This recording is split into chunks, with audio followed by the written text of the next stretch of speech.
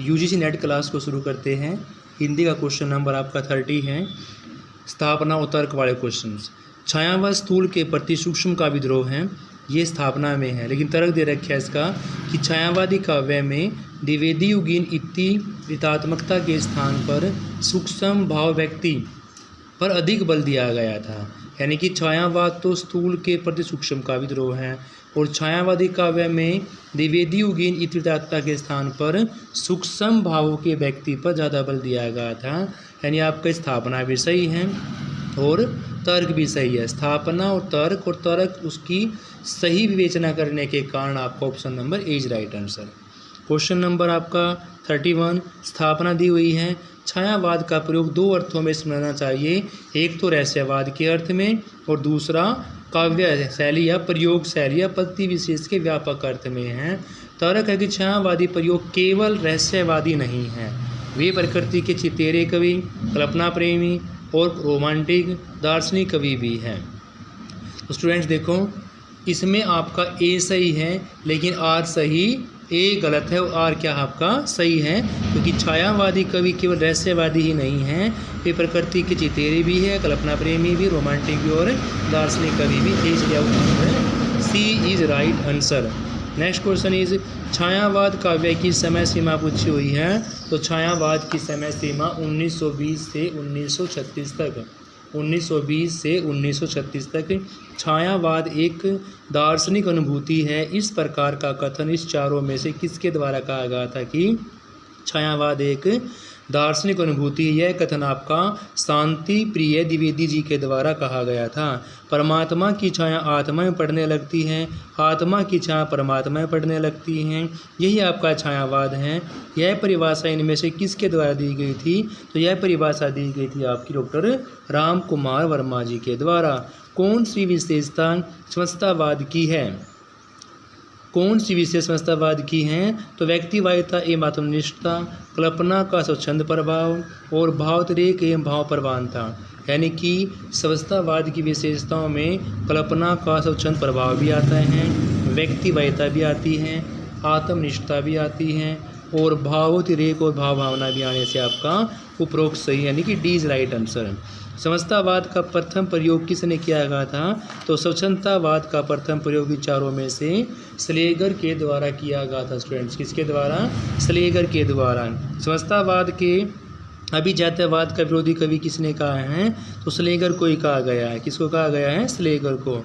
समस्तवाद को दृढ़तर आयामों पर किसने स्थापित किया था? समस्तवाद को अपने दृढ़ आयामों के बेस पर वर्ड्सवर्थ ने स्थापित किया था। स्टूडेंट्स छंदबद्ध कविता के स्थान पर लय और गति पर आधारित काव्य रचना को इनमें से किस तत्व को ज़्यादा महत्व मिलता है?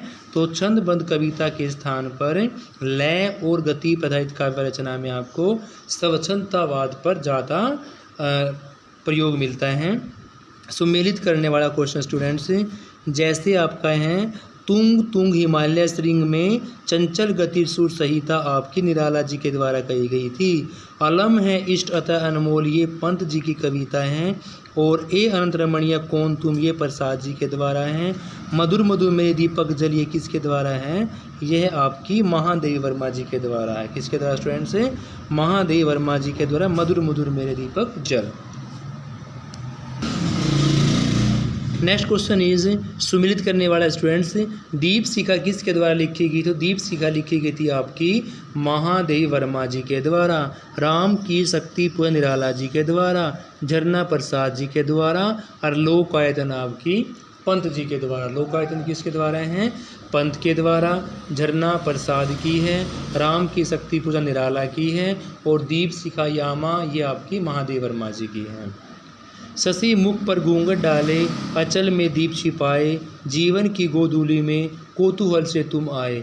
ये पंक्तियाँ किस रचना के द्वारा हैं? तो ये पंक्तियाँ आपकी आंसू के द्वारा ली गई हैं। आधुनिक मीरा कहा जाता है। आधुनिक मीरा आपको इन चारों में से महादेवी वर्मा को कहा गया है। इनमें से कौन सा कवि रहस्यवादी हैं? तो इनमें से जयशंकर प्रसाद भी, निराला भी और महादेवर, क्योंकि रहस्यवादी ही छायावादी हैं और छायावादी सारे कवि क्या क्या लाएंगे? आपके रहस्यवादी सारे कवि छायावादी वाले कहलाएंगे। तो जयशंकर प्रसाद, महादेव वर्मा और निराला जी है। मैं नीर भरी दुख की बदली, ये किसके द्वारा कही गई है? तो ये पंक्ति आपकी महादेव वर्मा जी के द्वारा कही गई है। तुम्हारे छूने में प्रसन्न संग के पान गंगा स्नान, तुम्हारी वाणी में कल्याणी त्रिवेणी की लहरों का ज्ञान, ये पंक्तियाँ आपकी पंत के द्वारा कही गई थी। जूही की कली जो है वो कविता की रचयिता का नाम पूछा हुआ है। तो जूही की कली कविता रचयिता का नाम था स्टूडेंट्स निराला जी। पंत काव्य में कल्पना का कौन सा रूप अधिक मिलता है? तो पंत काव्य में अधिक रूप मिलता है आपका कोमल कल्पना का। किसका मिलता है स्टूडेंट्स? कोमल कल्पना का। उस रम्य फलक पर नवर चित्र की प्रकट होती सुंदर बाला, यहाँ बाला एक ईड़ा को बोला गया है। बाला यहाँ किसको बोला गया है? बाला यहाँ पर ईड़ा को बोला गया है। जागो फिर एक बार, एक कविता है, किसकी कविता है? निराला की स्टूडेंट। जागो फिर एक बार किस विधा की है? जागो फिर एक बार आपकी निराला की है और ये कविता है। अरुणीय मधुमय देश हमारा गीत के रचयिता का नाम है जयशंकर प्रसाद जी। बीती विवावरी जागरी गीत किस कवि का है? तो यह गीत आपका प्रसाद जी के द्वारा गाया गया था। ये शोभा की प्रतिध्वनि कविता प्रसाद की किस काव्य में है? तो यह आपकी लहर से ली गई है। नारी तुम केवल श्रद्धा हो, प्रसाद के पंक्ति कामायनी के लज्जा सरक से ली गई है। नारी तुम केवल श्रद्धा हो और प्रसाद की इस प्रकार की जो पंक्ति है वो आपकी लज्जा सरक से ली गई है।